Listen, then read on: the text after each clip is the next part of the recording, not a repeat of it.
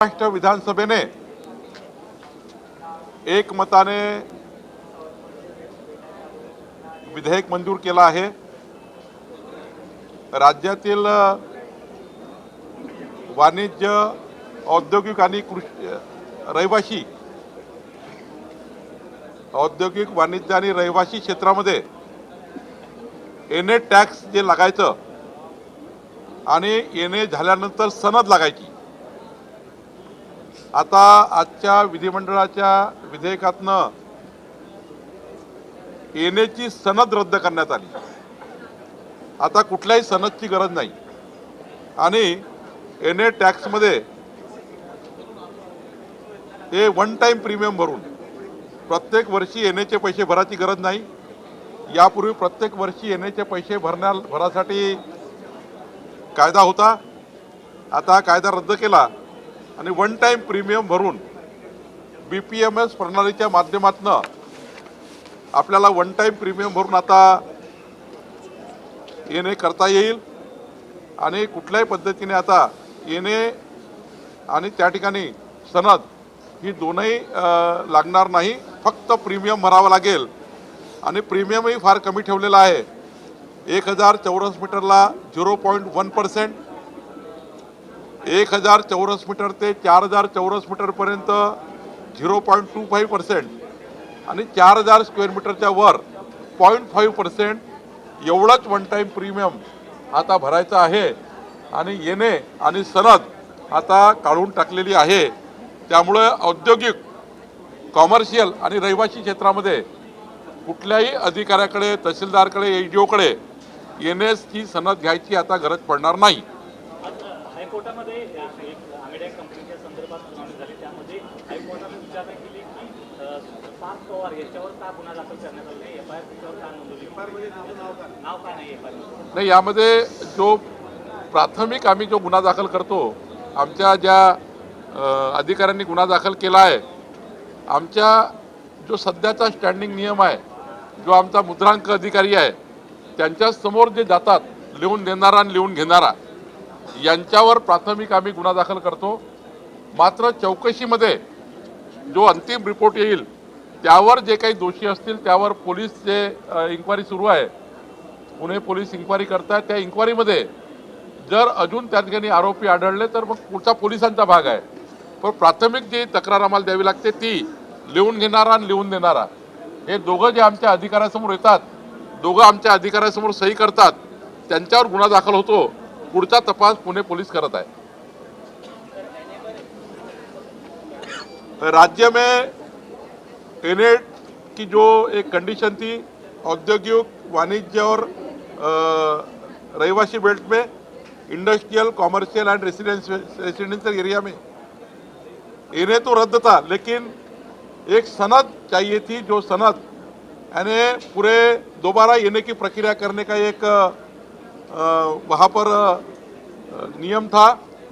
आज विधानसभा में सभी विधानमंडल के सभी सदस्यों ने, सभी पार्टी के विधायकों ने एक मत से आज विधेयक मंजूर किया, जो हमारे राजस्व विभाग ने लाया था। इस विधेयक से अब ये हुआ है कि आपको अभी हर साल एनए का पैसा भरने की जरूरत नहीं, वन टाइम प्रीमियम ओनली भरना होगा। अब कोई भी एडीओ, तहसीलदार के पास जाने की जरूरत नहीं, बीपीएमएस में डायरेक्ट आपने प्रीमियम भर दिया कि आपका सारा एनए सनद सारा रद्द हो गया। और इससे जो हमारे जो व्यवसायिक और हमारे इंडस्ट्रियल और रेसिडेंशियल बेल्ट में जो हमारे लोग हैं, इसको एक बड़ी राहत मिली है। अब एनए भी रद्द, सनद भी रद्द, ओनली वन टाइम प्रीमियम भरना है, वो भी बहुत कम रखा है। 1000 स्क्वायर मीटर के पीछे ओनली 0.10%, 1000 से 4000 स्क्वायर मीटर तक ओनली 0.25%, और 4000 स्क्वायर मीटर के ऊपर वहाँ पर एनए का जो ये जो प्रीमियम है ये ओनली 0.5% लगने वाला है। तो ये बहुत बड़ा रिलीफ। और इसके बाद जो सरकारी दफ्तर में जो रोज जाना पड़ता था एनए करने के लिए और सनद लेने के लिए, अब हमारे तहसीलदार एडीओ के पास जाने की जरूरत नहीं, डायरेक्ट बीपीएमएस में आपने प्रीमियम भर दिया कि आपको जाने की जरूरत नहीं, और हर साल एनए के पैसे भरना पड़ता था, उसका भी जरूरत नहीं।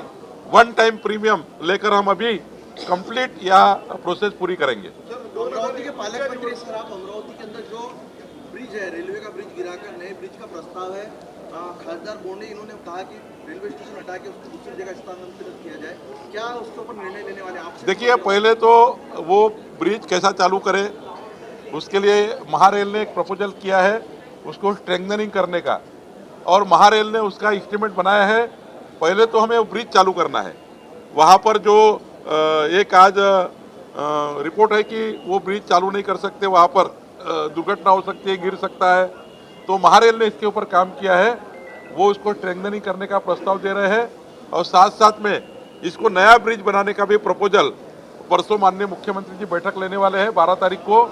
उस बैठक में ये राजकमल ब्रिज का पूरा डिजाइन और पूरा प्रेजेंटेशन होने वाला है। सर, 2019च्या निवडणुकीमध्ये उद्धव ठाकरेंच्या सरकारवरून मला काजीनामाबद्ध काढलेला आहे असं गिरीश सोमय्यांनी म्हटलेलं आहे, आणि ते आता तिकीट देखील कापलेलं आहे असं भाजपच्या त्या नेत्याने क्षमा मागितली असल्याचे गिरीश सोमय्यांनी म्हटलेलं आहे। नाही, मला किरीट सोमय्याजी कुठल्या संदर्भाने बोलले एकदा मला तपासून घेता येईल, किंवा आज मी त्यांच्याशी बोलेल आणि मग सविस्तर प्रतिक्रिया देईल। सर, अधिवेशनाचे 4 दिवस राहिले, कोणत्या मागण्या पुरवण्यात येणार आहे किंवा जे लोकहिताचे कोणत्या प्रामुख्याने येतील? आता मी काल आमच्या महसूल खात्याचं जर सांगितलं तर कालचा जो कायदा पारित झाला, आज विधान परिषदमध्ये पारित झाला, या कायद्याने 60 लक्ष परिवारांना 60 लक्ष ज्यांना त्यांचे नाव सातबारा आणण्याकरता त्यांचे घरं मानव नियमितीकरण करण्याचा निर्णय घेतला। त्यामुळे 3 कोटी नागरिकांना 60 लाख परिवारांना याचा फायदा होणार। आज जे आम्ही एनए आणि सनदची अट काढून टाकली, याबद्दल आपल्या सर्वांना फायदा होणार की आपले जे त्या ठिकाणी एनएचं प्रतिवर्षी ज्यांना अकृषक भरावं लागतं टॅक्स, तो टॅक्स आता रद्द करून टाकलेला आहे। वन टाईम प्रीमियर करून ते करता येतं। त्यामुळं हे जे लोकाभिमुख आमचं सरकार, देवेंद्र फडणवीसचं सरकार लोकाभिमुख, पारदर्शी आणि गतिमान सरकार म्हणून जे आम्ही काम करतो आहे, आणि मोठ्या प्रमाणावर आमच्या सर्व खात्यामध्ये या ठिकाणी लोकप्रिय निर्णय, जनतेला पाहिजे असलेले निर्णय आम्ही करतो आहे। आणि या अधिवेशनातनं शेतकऱ्यांना खास करून 32,000 कोटी रुपयाचं जे पुरवणी मागणी आम्ही दिली आहे, या पुरवणी मागण्यातनं जे काही त्या ठिकाणी शेतकऱ्याचं नुकसान झालं, पायाभूत सुविधाचं नुकसान झालं, अचानक आमच्या महाराष्ट्र आपत्ती आली, जी पूरहानीची आपत्ती होती, त्या आपत्तीमध्ये सापडलेल्या शेतकऱ्यांना 32,000 कोटी रुपये देण्याचाही पुरवणी मागण्या या ठिकाणी झाल्या। मोठ्या प्रमाणावर पुरवणी मागण्याच्या माध्यमातून जे महत्त्वाचे प्रकल्प राज्याचे होते तेही पूर्ण करण्याचा निर्णय झाला। विदर्भातल्या शेतकऱ्यांना त्या ठिकाणी ज्या महत्त्वाचे, जसं अमरावतीमध्ये, एकट्या अमरावतीमध्ये 1100 कोटी रुपये शेतकऱ्यांना त्या ठिकाणी नुकसान भरपाई द्यायची आहे, तो निर्णय आपण झाला। नागपुरामध्ये आणि पूर्ण विदर्भामध्ये आणि महाराष्ट्रात, सर्वच महाराष्ट्राच्या सर्व शेतकऱ्यांना त्यांच्या रबी पिकापूर्वी त्या ठिकाणी त्यांना थोडी मदत करण्याच्या दृष्टीने आपण हा निर्णय घेतलेला आहे। एकंदरीत महाराष्ट्र सरकारचे अधिवेशन शेतकरी हिताचा आहे, शेतकऱ्याकरताच निर्णय होते आहे, शेतमजुराकरताच निर्णय होते आहे, आणि छोटे जे त्या ठिकाणी व्यापारी आहेत, जे छोटे त्या ठिकाणी इंडस्ट्रीज आहेत, त्या ठिकाणी रहिवासी बेल्ट आहे, याकरताही मोठे निर्णय या अधिवेशनात होत आहे।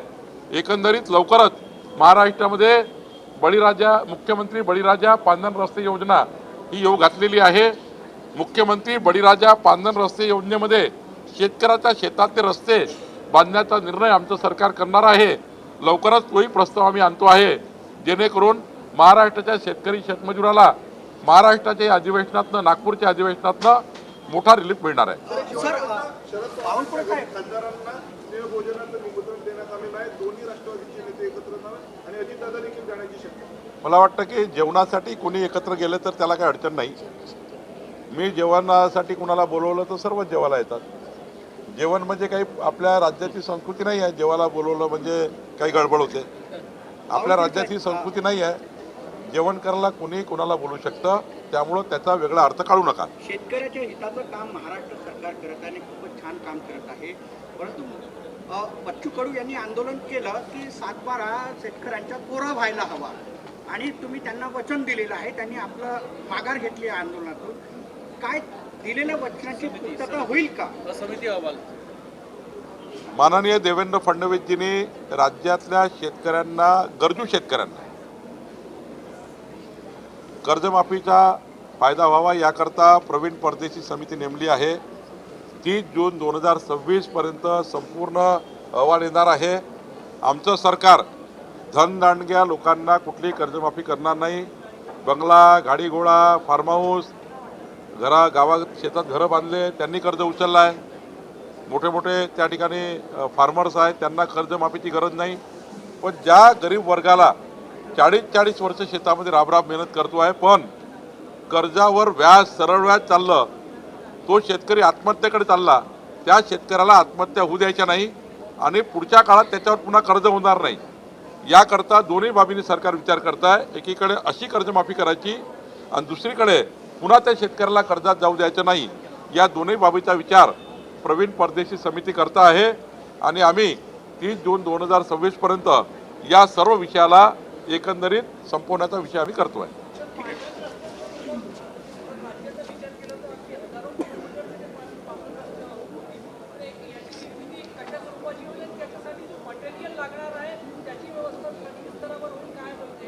मुख्यमंत्री बळीराजा पांधन रस्ते योजनेचं निवेदन मी सभागृहात करणार आहे, उद्या करणार आहे. पण त्या ठिकाणी हे महत्त्वाचं आहे की मुख्यमंत्री बळीराजा पांधन योजनेमध्ये वेगळं बजेट हेड ज्याप्रमाणे बाकी योजनाचं आहे, वेगळं बजेट हेड आम्ही महाराष्ट्र सरकारचं काढणार आहोत. महाराष्ट्र सरकारकडनं बजेट घेणार आहोत. साधारण 15 लाख रुपये प्रति किलोमीटर रस्त्याला खर्च येणार आहे. जे काही स्वामित्व शुल्क आहे ते आम्ही माफ करणार आहोत.